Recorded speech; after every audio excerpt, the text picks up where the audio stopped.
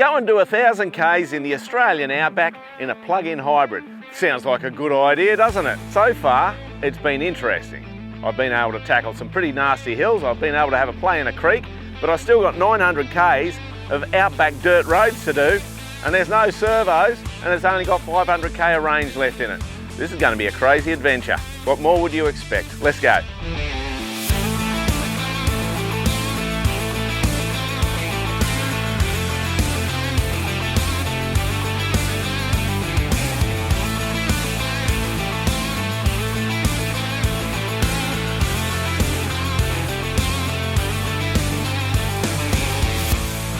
In the last episode, which you can go and watch in the description down below, we got about 50 Ks out of Broken Hill to Mount Gipp Station, where we were able to have a go at some sand driving in this creek behind me. We had a go at a mountain, and we even tried to go rock crawling, which didn't really work out, but it was interesting to have a go at. But that's only 50 Ks of the 1,000 Ks we've got to do. 950 Ks is still in front of us, and that is some of Australia's harsh outback touring roads. It's on Sturt Steppe. This is an awesome route that you can take following in the steps of Sturt the Explorer. But it's corrugations, rough roads, long distances, all the way out to Cameron Corner and then back into Bourke. I don't know how well the Shark's gonna go because it just likes drinking. It's an alcoholic on EV juice and petrol. Give it all of it. And I haven't got enough.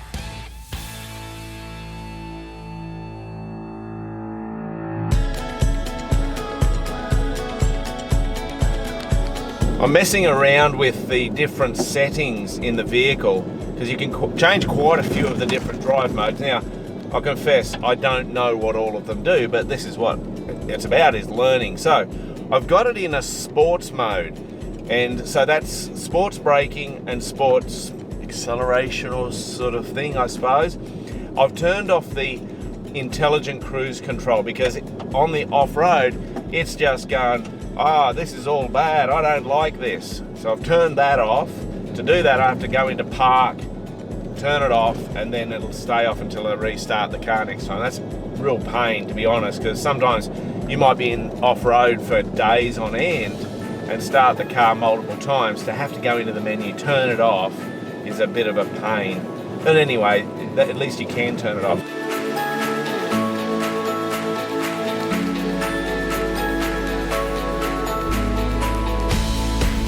One of the things I really appreciate is good suspension. I've learnt over the years that when you have good suspension, you can travel faster. I'm not saying speeding, but you can just travel faster. You travel more comfortably and a lot less fatigue. Your vehicle doesn't break because it's not rattling itself to pieces. But I didn't expect a stock vehicle to have good suspension. This rides surprisingly well on dirt roads. What I would say is, any aftermarket suspension manufacturer, they're going to be able to improve it for sure, and I need them to, I want them to, but they're going to have a job cut out for them to do that. So quite impressive out of the box. Now there's a lot of people make the comment, it rides really harsh when they go for their test drive. Guys, it's a ute. It's designed to carry weight. Of course it's going to be harsh when it's empty. But the second thing is, I found most dealers run their tyres at about 40-50 PSI. That's not a road pressure. I'm currently on 30 PSI up front, 35 up back, and I'm getting a really comfortable ride in an off-road environment. On road, I've found 40 PSI up front and 45 up the back is really good with my setup.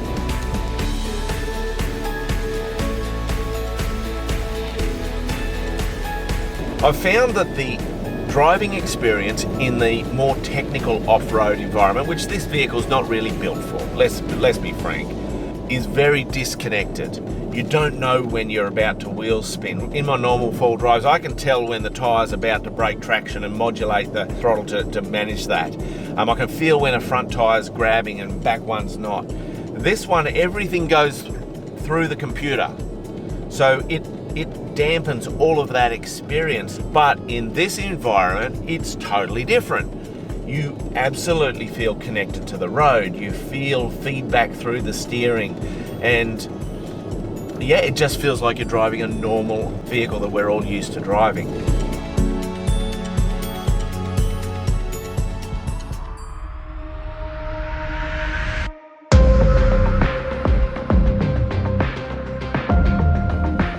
Because the vehicle's got these two powertrains, it means that the fuel consumption calculations must be very complicated math.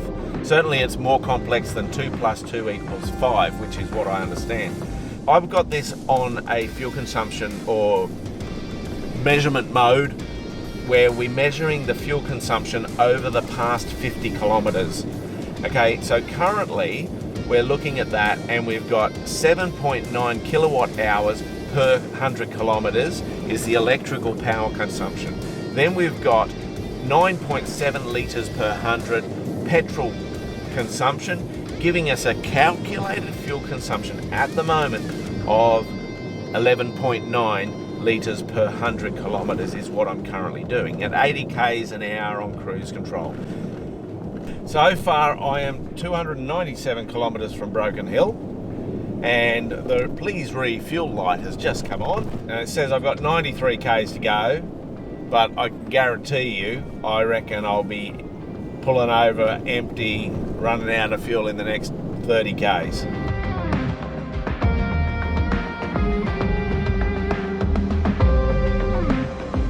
So I'm watching the petrol side of it at the moment to see when I run out of petrol, but it's now saying I've got 9 k's to go and I've only done 10 k's since I talked to you last. So yeah, this is interesting. Anyway, we're about to run out of petrol, I reckon, in the next few k's, and then we'll run the battery all the way down and see how we go.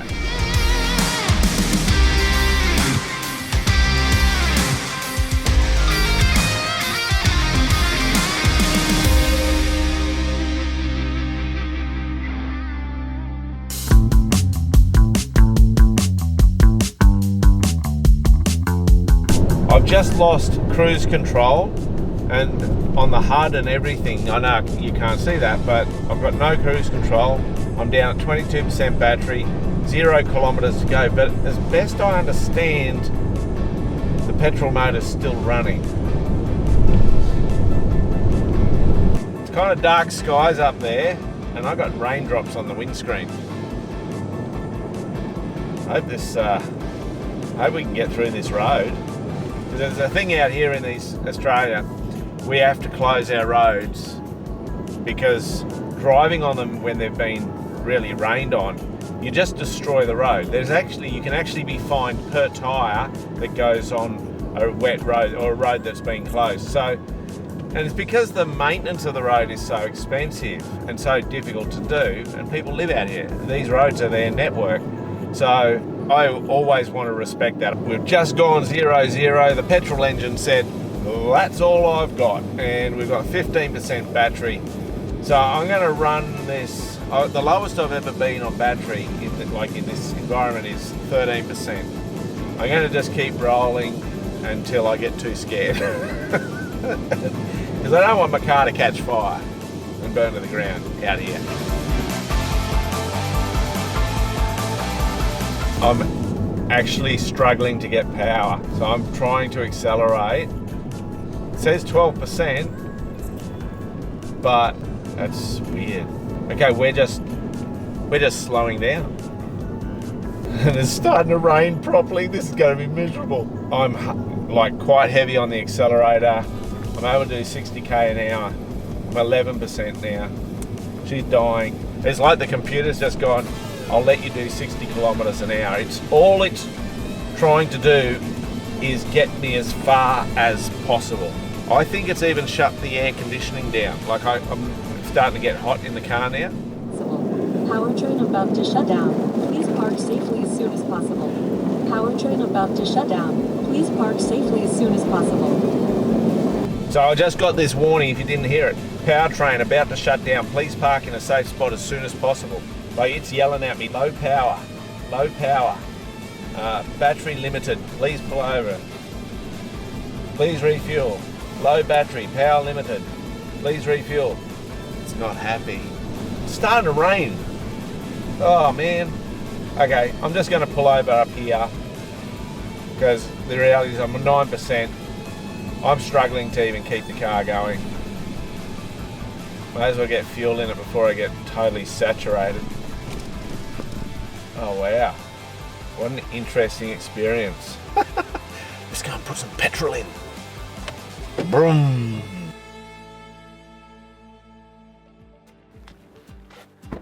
$370 odd Ks, and considering all of the yah-yah I did yesterday, especially in the creek, I'm actually quite impressed with that. That's the most distance I've got out of the car so far.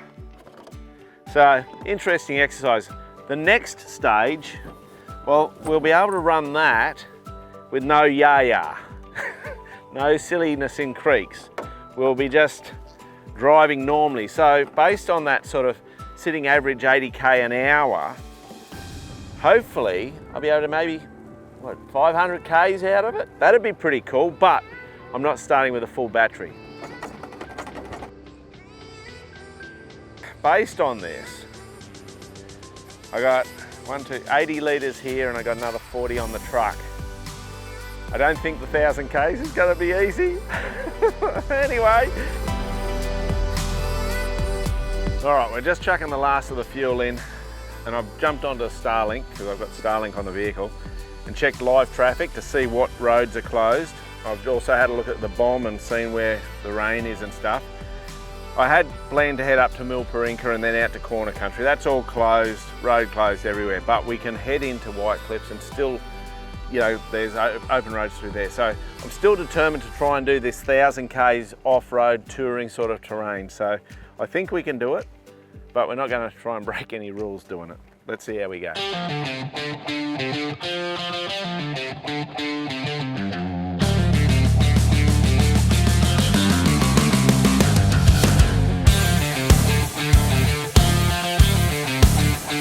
Well, we're full of fuel again and the battery's charging itself back. We're 12% now. Now that I'm driving, it's gone into berserk mode, so we're burning 50 litres per 100 for the moment, and it needs to get the battery back. So it's gone, okay, let's hook into doing that job, and I guess it'll do that for the next 10 minutes or so, and then it'll start managing and working out how it's going to use the power. But it's really good to know that you can run out of petrol, get the car to a state where it's like, I can't even do anything anymore, you've got to stop. It doesn't leave you in the middle of the freeway, it warns you, I like that.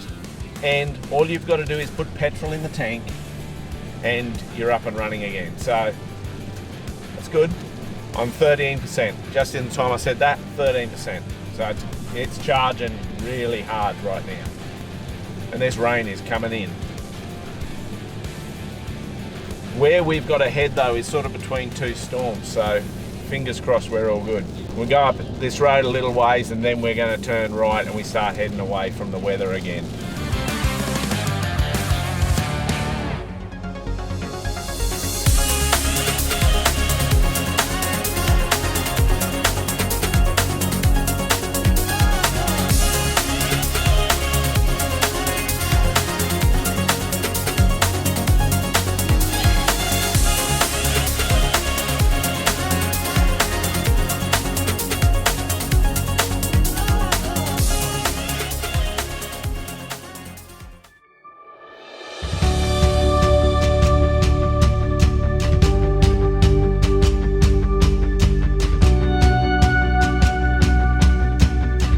Beautiful morning out here. Now I'm camped out the back of White Cliffs. It's an interesting town, you've got to come through here. So far I've done about 650 Ks of the 1000 Ks that I'm aiming to do, but I've got a problem. When I bought the vehicle, I kind of had this concept that it was going to be able to charge itself when I was on the road. Now I understand that that means I've got to burn petrol to charge the battery. So what I'm going to do this morning is I'm going to put it into modes where it focuses on charging the battery and see what that does. From experience out to Broken Hill, I know that it seems to me to be better on fuel when I have charge in the battery. So that's my thinking, is get some electrons into the battery, and then those electrons can go to the electric motors, and maybe that's more efficient. I don't think I've got enough fuel to get me the 1,000 Ks, because I got 50 litres of fuel left, okay, in jerry cans, and the range gauge says 120 Ks to go till I'm out of fuel again. The battery's been sitting on about 20% charge. I came to White Cliffs last night. We pushed into the dark a bit because from here there is a bitumen road out of town. But the weather's not too bad at the moment, and the forecast is saying it's going to be okay. So we're going to have a cup of coffee, we're going to hit the Frog and Toad and see if we can get up there to the Darling River and do this 1,000 Ks. I have a horrible suspicion that I'm going to be in a world of hurt very soon.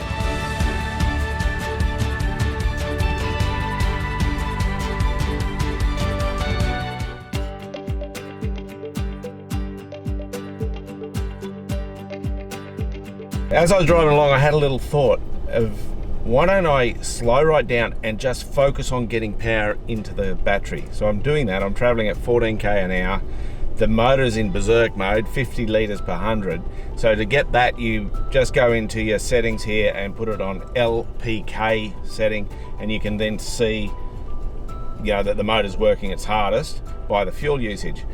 And doing this, I'm at 68% battery now, and the range to running out of energy is 57 Ks. It was down at 40 Ks when I was traveling faster. So if it's all about making distance, there could be an argument to say, slow down, get the battery charged up, and then carry on your way. We're learning. I've hit 70% battery and I've just had a good thought. It's a brilliant thought. I'm going to stop up here and I'm going to put the 50 litres of petrol into the tank. Then that's it. I'll then have a number on the dash saying this is how far you can go, and we'll go and hopefully make it to Burt.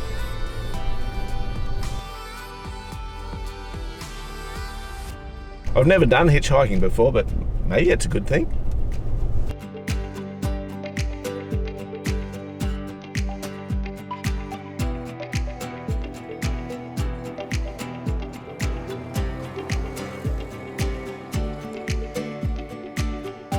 Can you imagine living out here in a patrol in summer? You'd be overheating all the time. So that's supposed to have 10 litres in it. Might have had 5. So I got that one, and then I got one on the truck. And then I'm done. So we've got 70% battery, 50 litres of petrol, and I think it's about 300 odd Ks to go.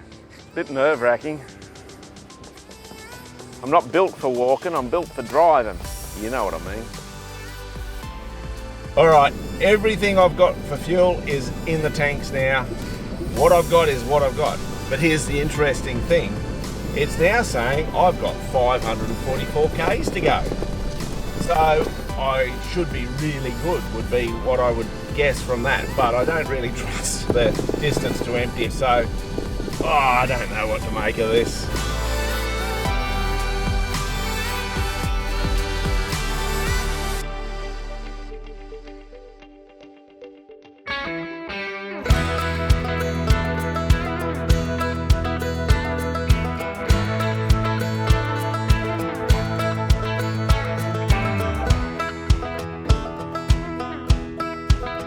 So I've heard about the Tilpa pub for many years, but I've never actually been here. It's pretty cool. I love how you can sign your name, so I'll have to find a little spot where I can put a little Mad Matt on there, eh?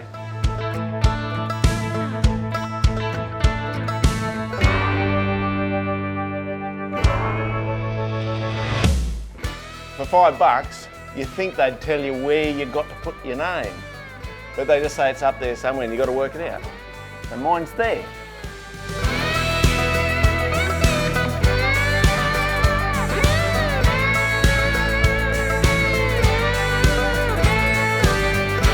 Well, that was a nice lunch at Tilpa Pub, and we're now on the Darling River Run, which I'm kind of excited about because I've never actually done this road. But I think my excitement's going to diminish rather quickly because I think I'm going to run out of fuel before I get to Louth. and it's still looking like rain. So I don't know where this is going to end up, but range anxiety is a thing with this vehicle. Is it solvable? Absolutely it is. You just need to carry enough fuel. You need to have, I'm going to look at getting a long range tank installed somewhere. Nobody does that yet to my knowledge, but I know people, so I'm going to talk to them. Hey, let's put a long range tank in the car, because that will solve that range anxiety. You know, my experience of full driving for over 30 years and having done many trips in Australia, I believe you need a range of minimum 700 kilometres to be comfortable doing outback touring. Can this vehicle carry that much fuel? Yeah, absolutely. You just need that long range tank. And my 200 series Land Cruiser in standard trim would probably get about 800 Ks. But I'm glad I've got the opportunity to go out here and do this so that you guys know what this vehicle can and can't do. This is outside its design parameters. I don't think they intend for this vehicle to be used in this way.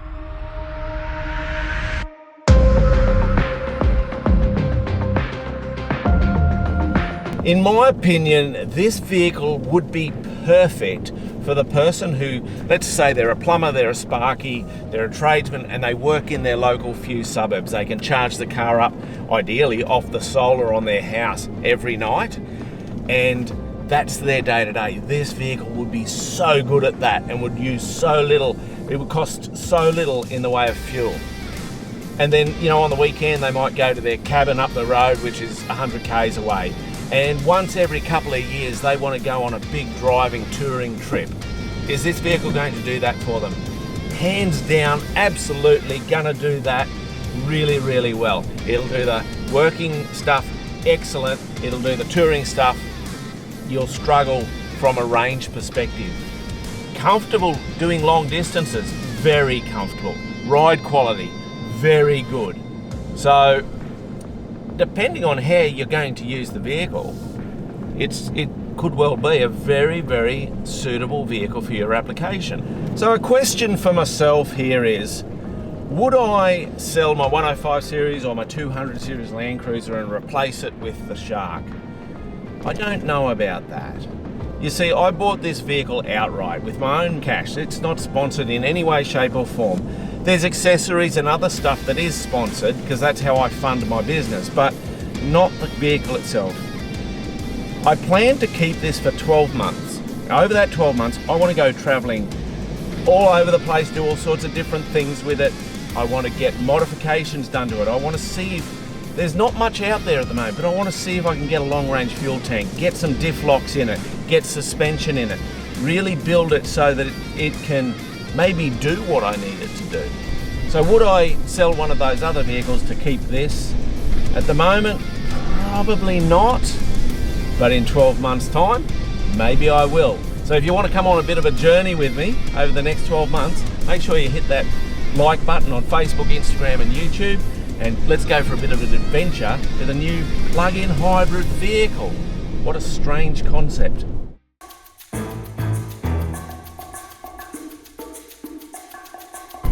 Alright, well here we go. I reckon I'm about 3 Ks out of Louth, maybe 4. She's gone into the 60 K per hour limit, no petrol, 13% battery. Now I'm going to just keep going as far as I can because, oh, that seems like a good idea. Oh man. And I've got 897 kilometers done. So I haven't done my 1,000 Ks. Maybe I shouldn't have spent so much time doing circle work in the creek. 11%. It's going to start yelling at me. Please pull over now. 10%. Oh dear. Powertrain about to shut down. Thanks, Karen. So I'm down to 48 Ks an hour is all it'll do. It's dying again. Oh. 8%. It is struggling. It's died. It's died.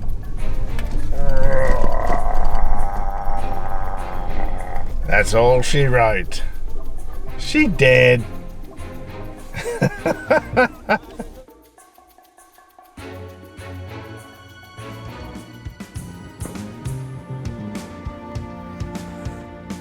I pushed the fuel flap to open the fuel filler. Won't do me any good because I got no fuel to put in it.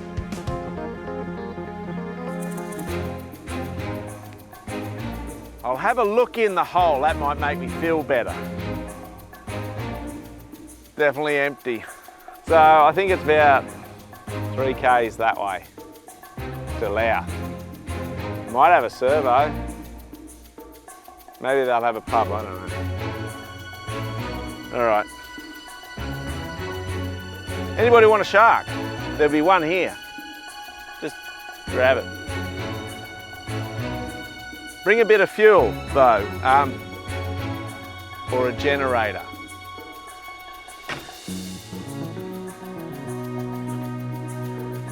I'm not built for blooming walking. I bought a 4-wheel drive so I didn't have to.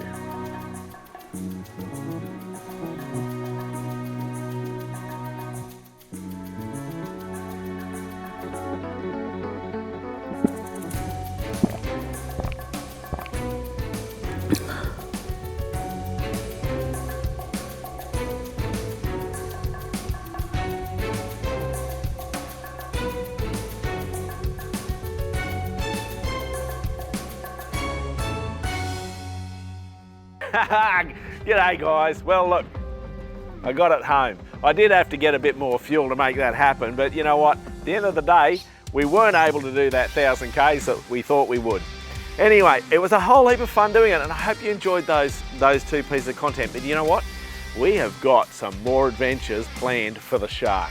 And I tell you what, I am really excited about doing those. So you're gonna have to stay tuned. It's gonna take us a little bit of time just to get those together, but I reckon in the next month or so, you're gonna see something pretty cool. I'm Mad Matt, stay safe on the trails.